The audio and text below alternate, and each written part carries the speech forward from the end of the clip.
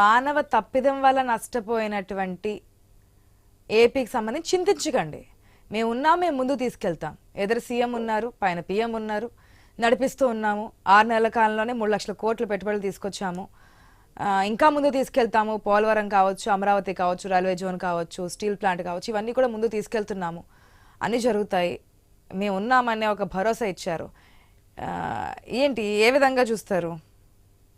అమ్మా, అమిత్ షా గారు తన మనసులో మాటనే చెప్పారమ్మా. అది వేరే ఏం చెప్పలేదు. ఆయన మనసులో మాట ఏంటంటే 2014 నుంచి 2019 వరకు జరిగినటువంటి విధ్వంసం గురించి, వాళ్ళ కూటమిలో జరిగినటువంటి విధ్వంసం గురించి బహిరంగంగానే మాట్లాడాడు. మీ టీవీలో కూడా నేను చూశాను. నేనేమి అన్ని టీవీలో, సాక్షి టీవీలో చూసిన వార్త కాదు ఇది, అన్ని టీవీల్లో వచ్చినటువంటి వార్త.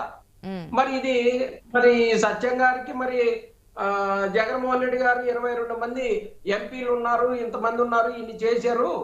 ఆయన కూడా బీజేపీకి మద్దతుగా ఇచ్చారు. ఆయన పర్సనల్ కంపల్షన్ కోసం ఏమన్నా ఇచ్చారా, మరి ఏం జరిగిందో తెలియదు అని చెప్పేసి చెప్పారు. వైఎస్ జగన్మోహన్ రెడ్డి గారికి కేంద్రానికి, రాష్ట్రానికి ఉన్నటువంటి అవసరాలు, హక్కుల కోసం ఉండేటటువంటి మద్దతే తప్పితే వైఎస్ఆర్ కాంగ్రెస్ పార్టీ అధ్యక్షులు జగన్మోహన్ రెడ్డి గారు పర్సనల్ కాంపన్సేషన్, వాటి కోసం, కంపల్షన్ కోసం ఎప్పుడు కూడా ఎవరిని కూడా అడిగే ప్రశ్నే లేదు. సోనియా గాంధీ లాంటి మహామహుల్ని ఎదుర్కొని మేము రాజకీయ పార్టీగా వచ్చి మేము వైఎస్ జగన్మోహన్ రెడ్డి గారు ముఖ్యమంత్రి అయినటువంటి పరిస్థితిని మర్చిపోవద్దండి. ఈరోజు అమిత్ షా గారు వచ్చారు, ప్రశంసల వర్షం కురిపించారు అన్నారు. ఎస్, ప్రశంసల వర్షం కురిపిస్తారు. అలాగే చంద్రబాబు నాయుడు గారు అవసరమైతే పూల వర్షం కురిపిస్తారు, లేదంటే తిరుపతిలో రాళ్ల వర్షం అమిత్ షా గారి మీద వేసినటువంటి ఆ రాళ్ల వర్షాన్ని ఆయన మర్చిపోయి ఉండొచ్చు, అందుకనే ప్రశంసల వర్షం కురిపించి ఉండొచ్చు. అంతేగాని ఎప్పుడు కూడా ఒక ప్రశంసల వర్షానికి తప్పి ఉబ్బిపోవటానికి వారు ఇచ్చినటువంటి 3 లక్షల కోట్ల రూపాయలు వాళ్ళేం గ్రాంట్ రూపంలో పుణ్యానికి ఇవ్వలే. లేకపోతే ఇది చెల్లికి మళ్ళీ పెళ్లి కార్యక్రమంలో భాగంగా జగన్మోహన్ రెడ్డి గారు తీసుకొచ్చిన పథకాలన్నిటికీ, వాటన్నిటికి కూడా గతంలో 2024కు ముందు మనం తీసుకొచ్చినటువంటి వాటన్నిటికి సంబంధించి మళ్ళీ మొన్న అక్కడ బల్క్ డ్రగ్ దానికి సంబంధించి కానీ వాటన్నిటికి సంబంధించి ప్రధానమంత్రి గారు వచ్చి ఓపెన్ చేస్తే ఆ లెక్కలన్నీ కట్టి 3 లక్షల కోట్ల రూపాయలు ఏదో పుణ్యానికి ఇచ్చినామని. ప్రత్యేక హోదా ఇయ్యా బాబు, ప్రత్యేక హోదా ఇస్తే నువ్వు 3 లక్షల కోట్లు కాదు కదా, 30 లక్షల కోట్ల సంపాదన ఆంధ్రప్రదేశ్ కు వస్తుంది. ఆంధ్రప్రదేశ్ తన కాళ్ళ మీద తాను నిలబడుతుంది. ఈ కాంగ్రెస్ పార్టీ, వీళ్ళందరూ చేసినటువంటి బీజేపీ, వీళ్ళందరూ ఈ రాష్ట్రాన్ని చీల్చి ఈ రాష్ట్రాన్ని అధోగతి పాలు చేశారు. అలాగే ఈ రోజు తిరుపతికి సంబంధించినటువంటి విషయాన్ని అలానే చేశారు. ఏది ఉన్నా సరే వైఎస్ఆర్ కాంగ్రెస్ పార్టీకి పోయటం, దాని గురించి వారు లబ్ధి పొందాలని చూస్తున్నారు. కానీ ఖచ్చితంగా ఈ రోజు ఆంధ్రప్రదేశ్ ని అడ్డగోలుగా పాలిస్తా ఉన్నారు. ఈ రోజు అమ్మా ఒక్క విషయం చెప్తాను నేను. గుంటూరులో మొట్టమొదటిగా కొకైన్ కేసు ఒకటి నిన్న బుక్ అయిందమ్మా. ఆంధ్రప్రదేశ్ పుట్టిన తర్వాత, ఆంధ్రప్రదేశ్ ఇప్పుడు రాష్ట్రం విభజన జరిగిన తర్వాత ఈ ఆంధ్రప్రదేశ్ లో ఒక్క కొకైన్ కేసు కానీ లేకపోతే వేరేది లేదమ్మా.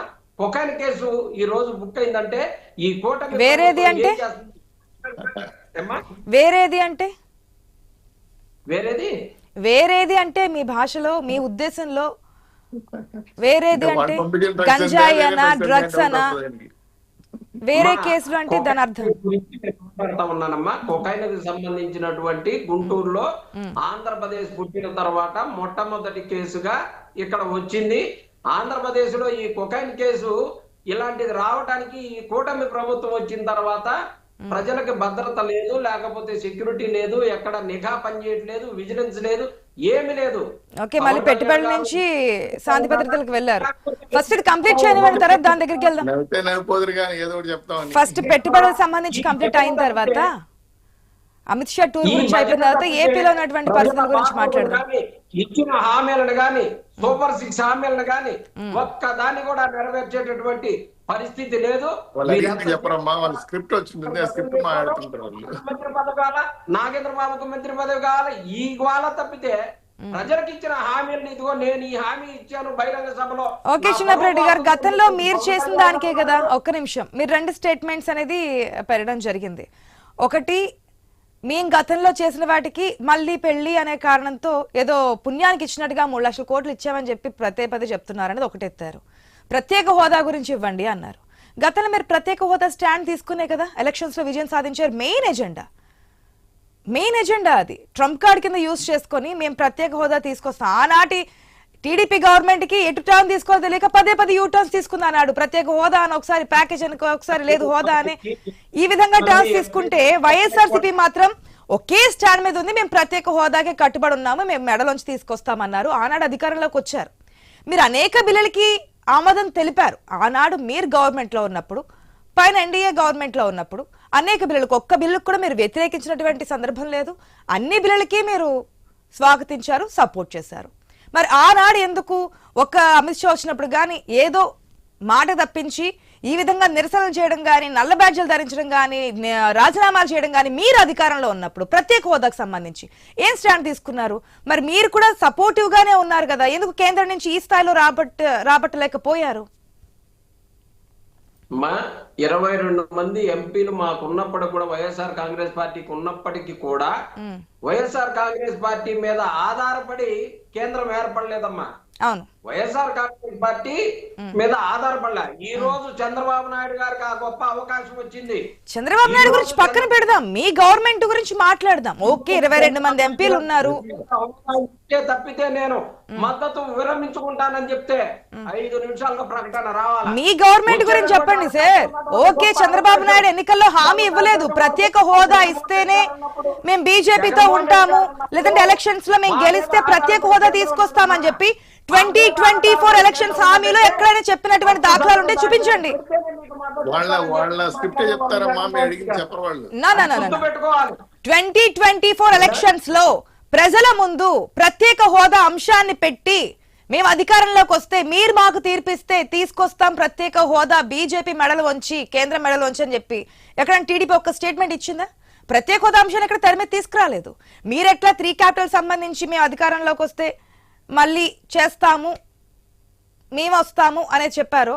వాళ్ళు ఆ విధంగా ప్రత్యేక హోదాకు సంబంధించి అక్కడ స్టేట్మెంట్ ఇవ్వలేదు. ఇచ్చినట్టు ఏమైనా కనిపించిందా? 2014 నుంచి 2019 వరకు చంద్రబాబు నాయుడు గారు ముఖ్యమంత్రిగా ఉన్నప్పుడు, నేను మళ్ళీ చెప్తున్నాను చిన్నప్రెడ్డి గారు, 2019 ఎలక్షన్స్ అయిపోయిన తర్వాత 2014 టు 19 అయిన తర్వాత నేను ముందే చెప్పాను, మీరు తీసుకున్నటువంటి స్టాండ్ కి టీడీపీ యూటర్న్స్ తీసుకుంది అని చెప్పి. ఒకసారి ప్యాకేజ్ అని, ఒకసారి హోదా అని బీజేపీతో విభేదించి ఇవన్నీ స్టాండ్స్ అయ్యాయి కదా. మీరు సింగిల్ స్టాండ్ మీద ఉన్నారు కదా. 24లో ఎలక్షన్స్ లో టీడీపీ అక్కడ పాయింట్ తీసుకురాలేదు కదా. మీరు కూడా 24 ఎలక్షన్స్ ఎట్లా ప్రత్యేక హోదా అనేది పెట్టలేదు, 3 క్యాపిటల్స్ అన్నారు తప్ప. వాళ్ళకి చిత్తశుద్ధి లేదు, ప్రత్యేక హోదాతో అవసరం లేదు.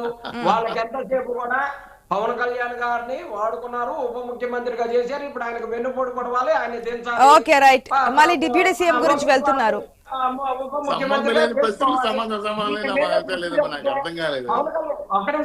సంబంధం లేదు. వెన్నుపోటు పోయింది పవన్ కళ్యాణ్. ఎన్డీఏ కుటుంబంలో మీకున్న సంబంధం లేదు, నాకు అర్థం కాలేదు. మీ పార్టీ మీ సమాధానం చెప్పడం మా పార్టీ చెప్తాను, నాకు అర్థం కాలేదు. పాలిటిక్స్ కోసం ఇవన్నీ చేస్తా ఉంటే ప్రజలు నోరు కొడుతున్నారు. నేను అడిగేది ఒకటే, మీ పార్టీ ప్రశ్నలు అడిగితే మా పార్టీ గురించి మాట్లాడుతున్నారంటే ఆవు దూడ కథ అయిపోతుంది, ఆవు దూడ పేడ కథ. ఎప్పుడు మాట్లాడిన ఆవు దూడ పెద్ద కథ చెప్తారా మీరు? మీరు అడిగిన ప్రశ్న ఏంటి? 25 మంది ఎంపీలు ఇస్తే ఎందుకు రాదో ప్రత్యేక తీసుకొస్తారు మెడల్ నొప్పి అని చెప్పి ఉపన్యాసం చెప్పిన జగన్మోహన్ రెడ్డి గారు గురించి అడిగారు ఆవిడ. మరి దానికి చెప్పకుండా 5 ఏళ్ళు నిద్రపోయి పార్లమెంట్ లో కూర్చొని సమాధానం చెప్పకుండా నువ్వు బిల్లు కొట్టలేదని అడుగుతున్నారు కదా. దానికి సమాధానం చెప్పకుండా మీరు ఈ రోజు మా ఎన్డీఏ గవర్నమెంట్ పవన్ కళ్యాణ్ ఎన్నుపోటు మమ్మల్ని ప్రశంసించారు. ఈ విషయాలు మీకు ఎందుకు? మీ గవర్నమెంట్ వచ్చినప్పుడు ప్రత్యేక హోదా తీసుకొస్తానని చెప్పిన ప్రజల హామీని 5 కోట్ల మంది ఆంధ్ర ప్రజలను మోసం చేసి 22 మంది ఎంపీలు గెలిచి రాజ్యసభకు 30 కలుపుకొని మీరు ఏం చేశారని అడుగుతున్నారు ఆవిడ. ఏం చేయలేదు. కానీ ఇప్పుడు 3 లక్షల కోట్ల రూపాయలు పెట్టి ఆంధ్ర రాష్ట్రానికి వచ్చింది. మీరు 3 రూపాయలు ఇచ్చారా? 3 రూపాయలు ఇచ్చారు కేంద్రం నుంచి. కేంద్రం ఇచ్చిందా? అన్ని వచ్చిన డబ్బులు బట్టలు ఒప్పుకుండా కూర్చున్నారు కదా. వచ్చిన డబ్బుల్ని బట్టలు ఒప్పుకుండా కూర్చోకోకుండా 98% మేము హామీలు అమలు చేసాము. ఏంటి 98% హామీలు అమలు నేరుగా మీ ఇంటికి డబ్బులు ఇస్తే మా ఓట్లేమన్నారు. మరి జనం ఓట్లేసారా? మీరు సస్యశాల పరిపాలన చేసి ఓకే. ఓకే. జనం ఓట్లేలా ఆన్సర్ ద పాయింట్. ఎందుకంటే ఓకే. ప్రత్యేక హోదా తెస్తాడని చెప్పి జగన్మోహన్ రెడ్డి గారు తప్పుడు మాట్లాడాడా, ప్రజలు మోసం చేశాడా? శ్రీనివాస్ చౌదరి గారు ఒక నిమిషం తీసుకున్నారు. ఒక నిమిషం ఆగండి మేడం. ఒక నిమిషం వెయిట్ చేయండి చిన్నప్పరెడ్డి గారు, ఒక నిమిషం వెయిట్ చేయండి, ఒక నిమిషం వెయిట్ చేయండి చిన్నప్పరెడ్డి గారు, ఒక నిమిషం వెయిట్ చేయండి నా సమయం అంతా శ్రీనివాస్ గారు చిన్నప్పరెడ్డి గారు, ఒక నిమిషం వెయిట్ చేయండి.